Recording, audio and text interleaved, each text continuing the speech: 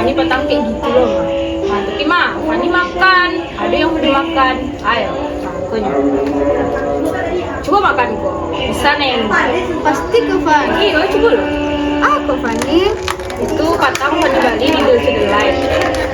Oh, coba deh. Iya, langsung aja mau Fani masuk.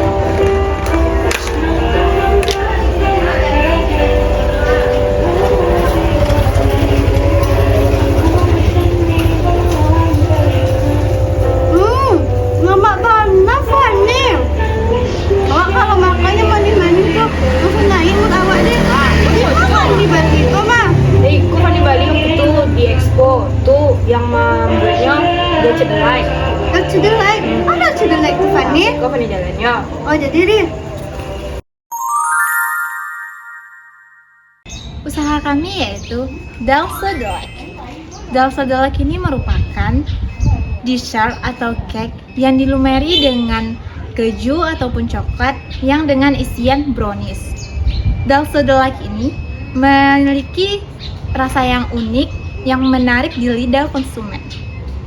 Nama produk kami Dolce Delight yang artinya menyenangkan. Menyenangkan di hati konsumen. Adapun produk kami terbuat dari cake atau dessert yang dilumuri dengan coklat atau keju. Target pasar kami yaitu mahasiswa atau pelajar atau remaja-remaja yang lagi putus cinta, yang lagi patah hati, yang sangat butuh dengan asupan-asupan yang manis-manis. Peluang pasar kami sebenarnya sangatlah susah karena ada usaha yang sudah memiliki pelanggan tetap. Tetapi kami memiliki rasa yang unik serta topping-topping yang unik untuk membuat dessert kami merasa lebih unik di hati konsumen dan pelanggan. Nah, baiklah untuk usaha Dolce Delight ini nantinya akan dianalisis dengan analisa SWOT. Apa itu SWOT? SWOT ini terdiri dari analisa strength atau kekuatan, weakness atau kelemahan, opportunity atau peluang usaha, dan threat atau tantangan. Nah, baiklah untuk analisa yang pertama itu ada yang namanya analisa strength. Strength atau kekuatan itu merupakan di mana usaha kami ini harganya lebih terjangkau dengan cita rasa yang nikmat. Yang kedua, usaha kami ini bisa dinikmati oleh berbagai kalangan, mulai dari anak-anak, pelajar, mahasiswa, mahasiswi, bahkan masyarakat umum. Serta yang ketiga, kami akan memberikan keramahan kepada konsumen serta penyajian dari usaha kami ini yang cukup cepat dan higienis. Nah, untuk yang kedua ada yang namanya analisa weakness atau kelemahan.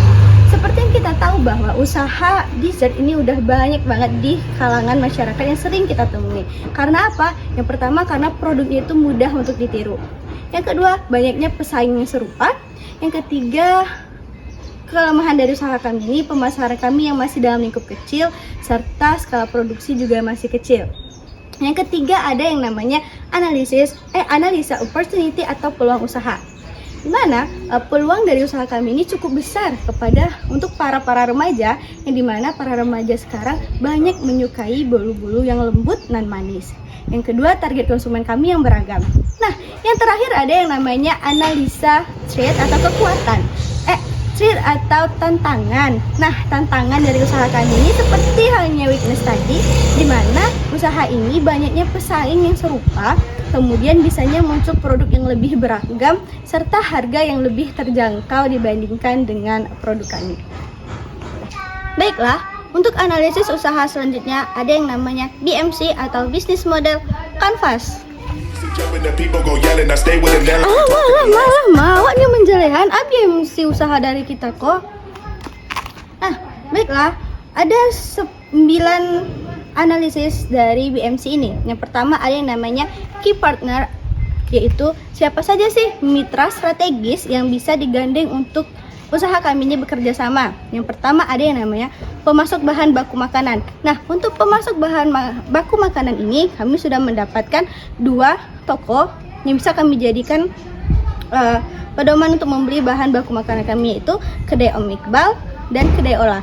Nah, jikalau nanti kedai Om Iqbal ini bahan yang kami butuhkan itu tidak ada, maka kami akan beralih ke kedai si Kak Olah. Yang kedua ada toko makanan lain sebagai kolaborator. Jadi nanti usaha kami ini, si cake ini nantinya akan kami salurkan ke toko-toko lain untuk kami jadikan sebagai kolaborator gitu. Jadi kami menitipkan makanan cake ini di toko tersebut. Yang ketiga ada yang namanya jasa promosi.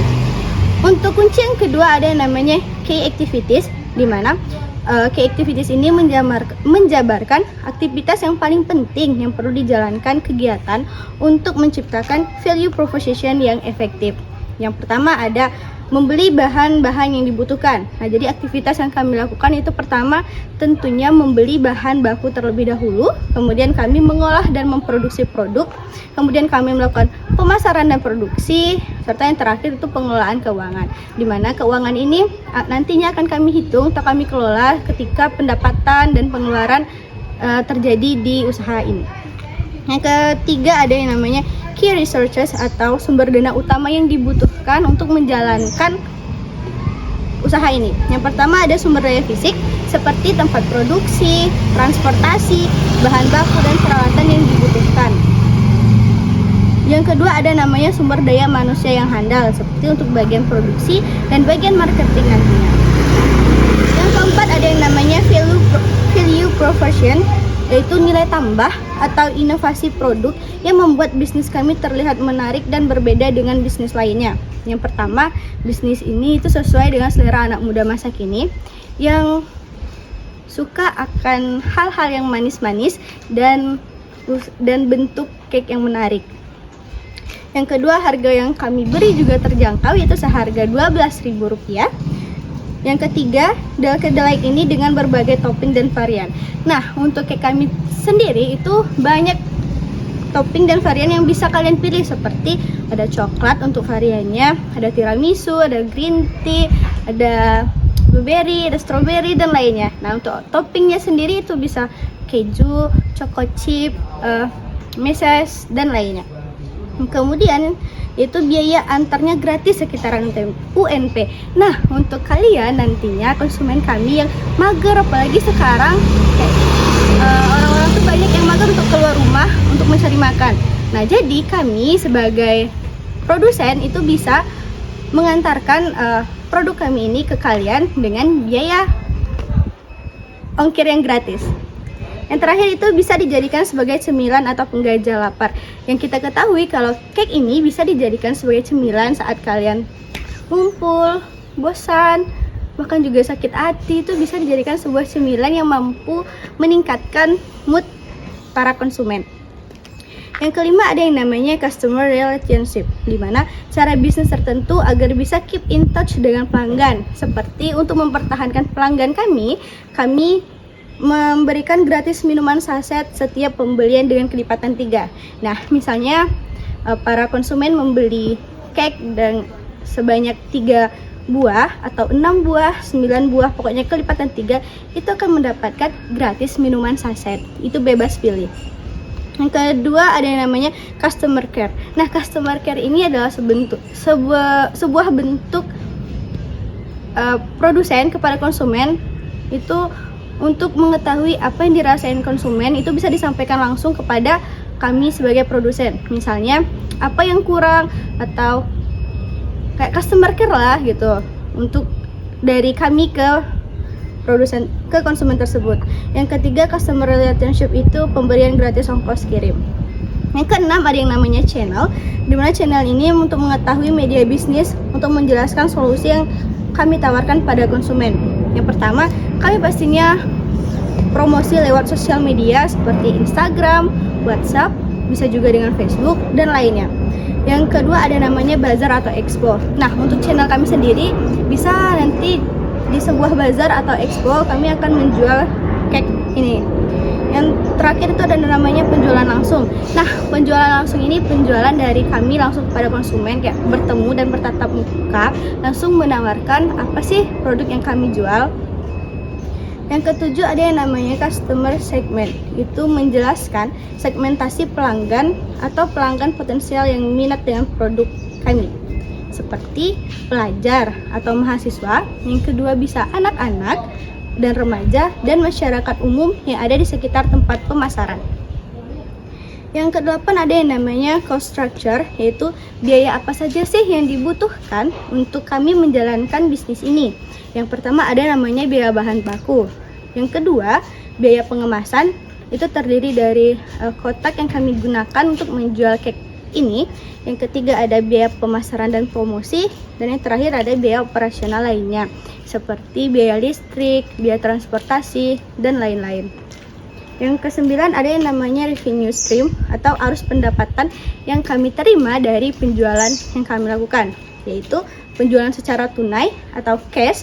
Yang kedua ada penjualan secara non tunai, jadi bisa melalui kris atau transfer BRI dan lain-lainnya. Dalse Delight merupakan dessert yang terbuat dari bahan baku tepung, telur, gula, dan coklat yang dikukus, lalu diberikan topping keju, coklat, dan lain-lainnya. Lalu disajikan dalam kemasan kotak kecil. Proses pembuatan Dalse Delight ini dimulai dengan mencampurkan adonan tepung, telur, gula, dan coklat, lalu diaduk hingga mengembang.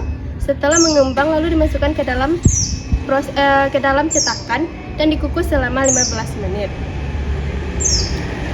Setelah 15 menit, Dalse Delight ini diberikan topping coklat yang lumer, coklat chip maupun keju sesuai dengan permintaan pelanggan.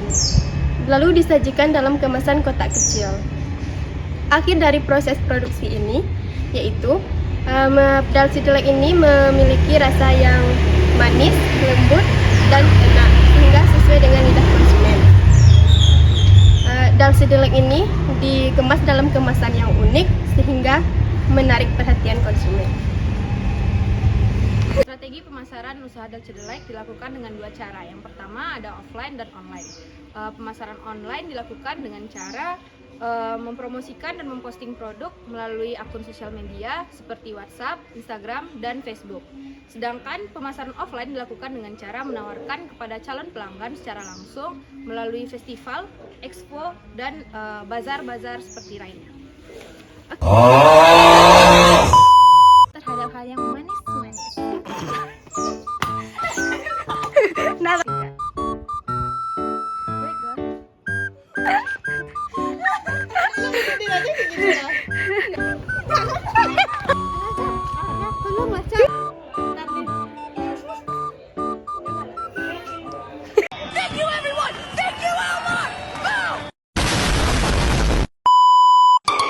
Thank you.